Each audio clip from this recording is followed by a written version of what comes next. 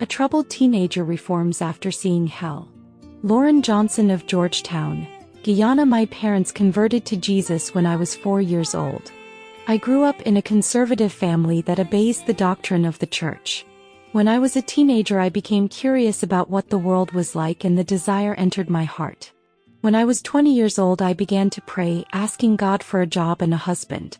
Nothing happened and the job never came. I searched and nothing happened. The husband did not come either. I waited for these blessings for 2 years. I turned away from the path of Jesus. At that time, my father had built my house on his side. I began to drink, consume drugs, and indulge in fornication, though I knew they were sinful. I was angry with God and thought I was provoking him. I wanted to reach God and to get his attention, but in fact my sins were damaging myself.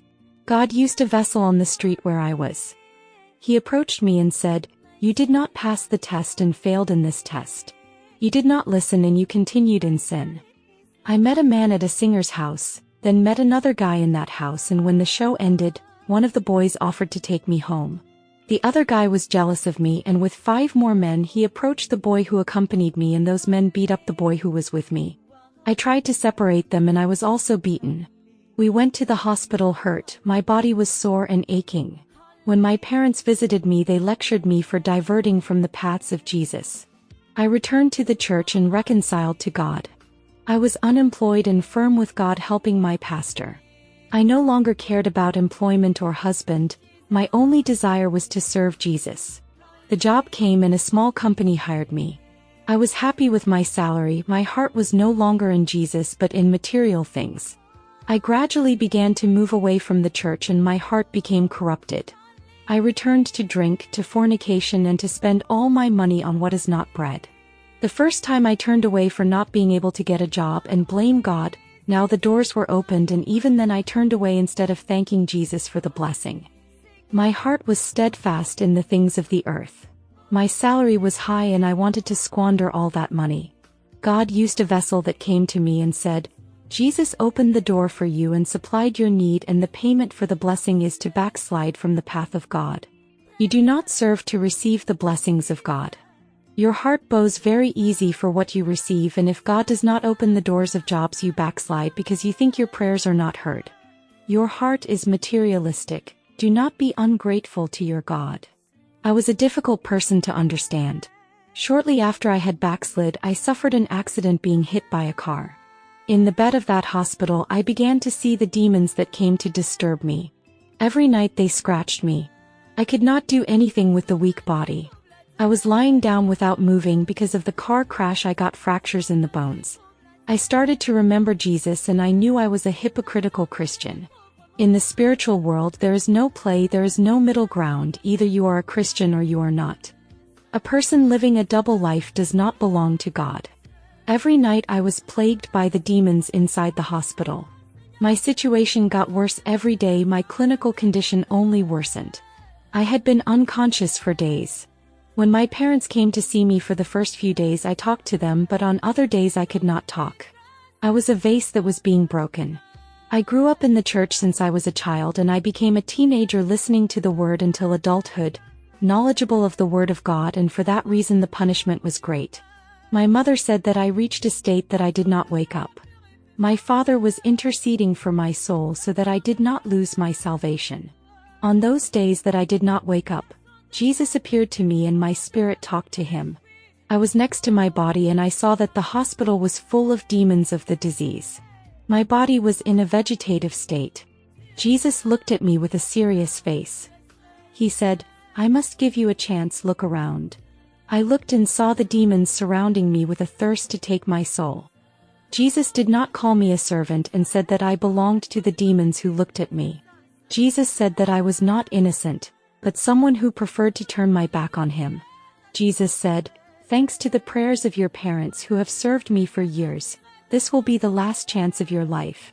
If you backslide once more, you will have no chance of salvation, and I will give your soul to the demons. I will show you hell, witness wherever you go." Celebrities in hell. A hole appeared on the hospital floor. It looked like an open volcano, and we entered through that entrance to hell. In hell I beheld three famous people. I saw the singer Layne Staley suffering in hell. He sang in hell and his vocal cords exploded. I saw the actress Brittany Murphy being tortured by the demons that forced her to drink poison. I saw actor Bernie Mac, who suffered so much that he was agonizing with pain. These three stars were in a subhuman state of degradation. This place is the home of the famous who once lived in luxury houses and apartments. Today their housing conditions are deplorable. Politicians, judges, lawyers. I went to a place of important people in hell. I saw politicians and corrupt judges. I saw lawyers in hell for defending injustice. They did everything for money, and they did not let the guilty people be arrested, finding the loophole that the law gave to protect them. The great businessmen and authorities are in that place, all by exploitation, ambition, deceit, and corruption. Strife. I saw couples of Christians in hell for making their home a place of war. Jesus said, these couples lived arguing like two enemies, disputing the control of the home. They never resumed peace, establishing the family union. That place in hell belonged to them. I also went to a place in hell where the parents were arguing with their children and vice versa. I saw a father in chains with his son. They were stuck together and could not be undone. On earth they did not unite, but in hell they have to be chained to each other forever. I saw the same case of a mother with her daughter. When they were on earth they seemed to be beasts and they came to attack one another. What made me sad was that these two families are Christian. Jesus looked at me, and through his gaze he gave me a message. I realized that I have given a lot of problems for my parents, and at that moment I was dead in the hospital and they were suffering from my rebellion. I brought suffering to my parents. I wanted to return to earth and reconcile with them. Children who have a father and a mother should reconcile with them. Their parents are the most important people on earth. Ask forgiveness of them. Earrings, necklaces, cosmetics. Jesus also warned me that at the beginning of my conversion I walked in obedience, and over the years I started wearing earrings, necklaces, and makeup. I questioned Jesus, saying that he loves the church adorned, and the Bible says that the people of Israel had to adorn their husband. Even your church, Lord, speak that it is to adorn itself. Jesus looked at me and with much love explained everything. He said, "Servant, the adornment of the world has no value to me. What I want is people who adorn themselves with my word." The spiritual adornments are love, obedience, purity, and the fruits of the Spirit. The church which is adorned with my word shines as the light. Every word that the church covers is as if adorned with heavenly gems. Israel was charged to adorn itself with sanctification and not with idolatry. My church is called to adorn itself with my glory. My presence will make my people shine like stars. I said, "Lord, the women in my church wear jewelry. I saw them wearing them and I also wanted to wear them." Jesus answered, "Now you know that you cannot. No bride with the ornaments of Satan will enter my kingdom. The adornments of the earth do not belong to me." Jesus took me up to heaven by a path of precious stones. He took a stone that shone and placed in the palm of my hand. That stone shone in my hand. Jesus said, "Look at this stone, servant. It has no adornment, for it is the adornment itself. Do not use the adornment of the world. Be my adornment." The beauty of that stone is not outside it, but the light that shines brightly from inside it. I want a church like this precious stone which shines by its very nature. Spiritual beauty is not in appearance but in transformation. That brilliance is a simple virtue and humility of heart. They speak for the church to be a mirror to the world and reflect my image. Be reflectors of my glory and shine in holiness. My light must reflect in the church. They have to be the reflection of my light. I do not want a people who have the image of the world or follow the customs of Egypt and imitate the people of Babylon. When Jesus told me these words, he began to shine and was filled with glory. He is perfect, complete, and absolute. Marriages with his powerful hands, he made a large screen appear. I saw the earth through that screen. I saw the marriages being destroyed, a great disharmony between couples who are wild. Jesus said, "Teach couples to warn against everything and learn to endure. If they continue with these crude natures, they will go to hell." Jesus said, "Return to earth. I will give you the ability to teach couples." When he said this, my spirit returned to the body. My recovery at the hospital was very fast. My body was restored by the power of Jesus. My health improved and the doctors did not know that I was healed. The broken bones were restored whole in my body.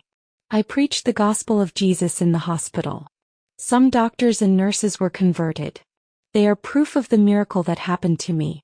It was not for me to be speaking of my testimony, but by His mercy, Jesus gave me the last chance. I was a person who did not have spiritual stability. I could not stand when the evidence came on me and I could not stay in a prosperous time. My heart was stuck in material things. Today I can say that Jesus has fixed my life. I am working with people who are having a marriage in disharmony. My pastor entrusted this position to me. I have a group of women who do the work in homes. They give advice to wives who do not have the wisdom to build their house. This project is called the Ministry of Brave Women. It is a humble work that was built to help married Christian women and those women who do not know how to act with problems of conjugal coexistence. My husband leads a group of men who advise Christians who live in disharmony with their wives. The project calls itself Valiant Men. I was very happy with the foundation of these projects. My pastor built this for family restoration where Satan has attacked. My faith in Jesus and His salvation reach all families who hear this testimony. Amen.